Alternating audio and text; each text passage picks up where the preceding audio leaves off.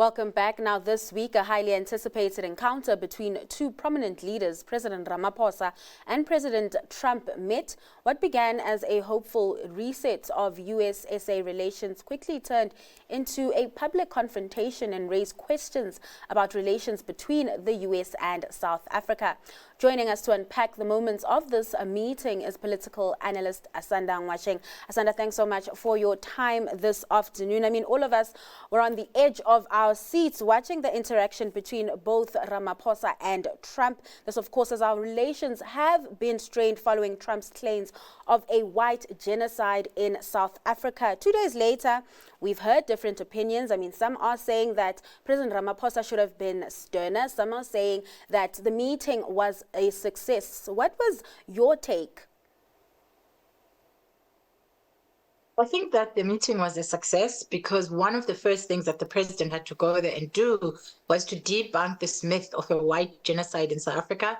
And I think they did a great job of that, including some of the members of the panel. The second part of it, of course, was to try and confirm support for AGOA by America. And it sounds like there's some positive conversations coming out of that, even though we don't have a final confirmation of what kind of trade deal there's going to be at the end. You must remember that South Africa is one of the biggest beneficiaries of AGOA in Africa, basically exporting more than 70 goods from South Africa to America under the AGOA, and particularly the Western Cape being the biggest beneficiary because the top 5 products that go to America under AGOA are grown right here in the Western Cape. And so it's important to South Africa's economy, and it's particularly important to the Western Cape's economy and GDP that South Africa continues to trade with America under the terms of AGOA.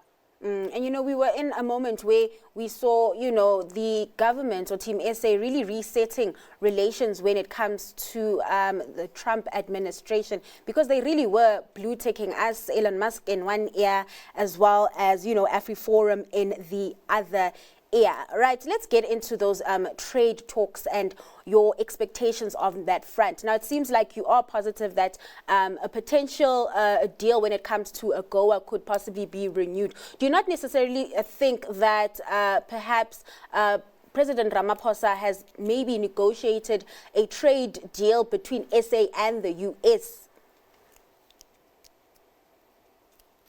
I think that, you know, the first thing I want to remind people is that South Africa has been threatened with being removed from AGOA a number of times in the past. You'll remember that at some point America wanted to dump its chicken on South Africa, and South Africa rejected that. We also had that incident where they wanted to bring an American company to the security industry of South Africa without them actually participating in BEE or equity equivalence scheme. And that was, you know, rejected by South Africa, and South Africa was able to continue under AGOA. But that was, of course, under different presidents to this particular regime of Donald Trump. And so it's quite a tough negotiating time because of the current president and because of the direction that the current president has taken. But what's been interesting to see is that AfriForum itself says that it stands for and it's supported by farmers, but the agricultural industry as a whole, we saw Agri-SA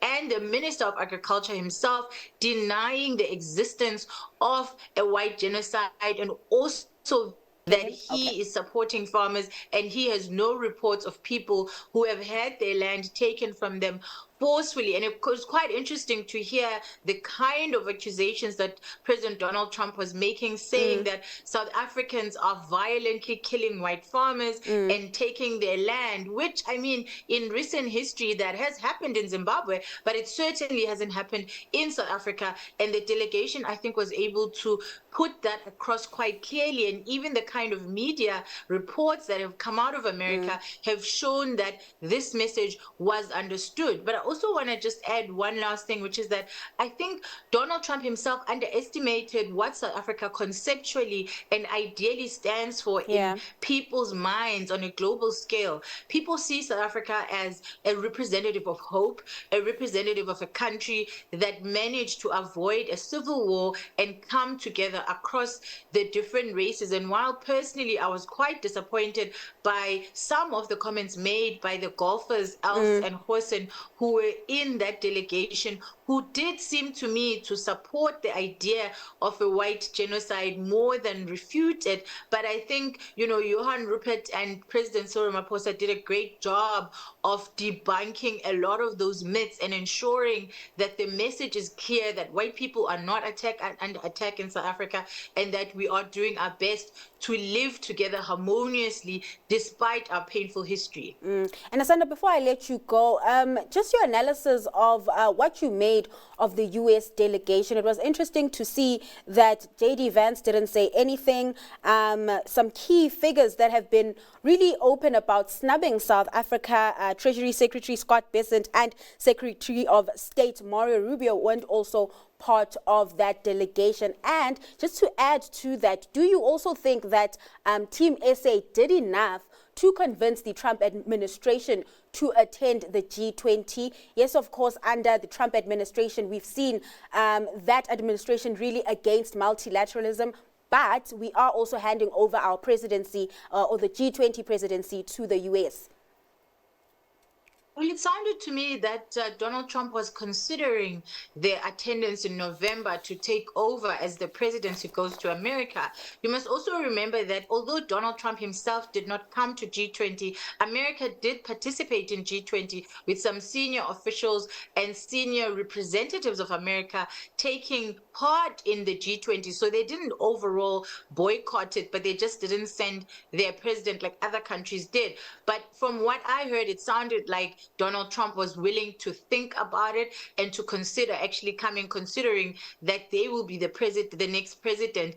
I think that, they did both, the delegation that was there for America, it was very interesting. I agree that a lot of them were present, but they actually didn't speak this time because I think America has learned from the last disastrous, PR nightmare, one could even argue, that the Zelensky, visit by the Ukrainian president turned out to be where J.D. Vance did speak, and Donald Trump himself was seen to really be making a mockery out of a serious situation, and Americans came out overwhelmingly to say they were embarrassed by the actions of the American president and the other senior officials. And I think they didn't want the same situation, although Trump was still kind of behaving in a similar manner.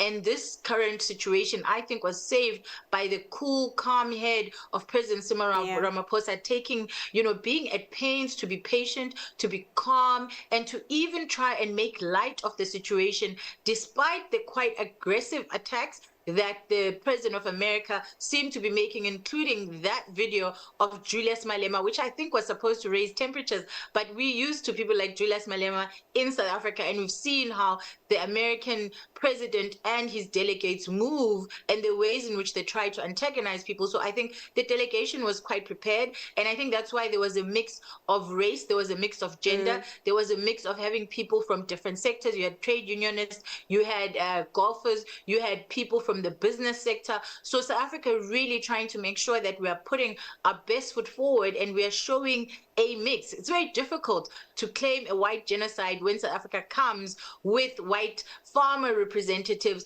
with white businessmen in South Africa, particularly the richest man in South Africa, Johan Rupert, really lending credibility, I think, and credence to that conversation by his presence and by his very strong stance to refute the idea that only white farmers are targeted, but rather at pains to explain that, crime in South Africa affects everybody across the racial line. All right, Asanda, thanks so much for your time and sharing your insights. That was political analyst Asanda Ngoasheng.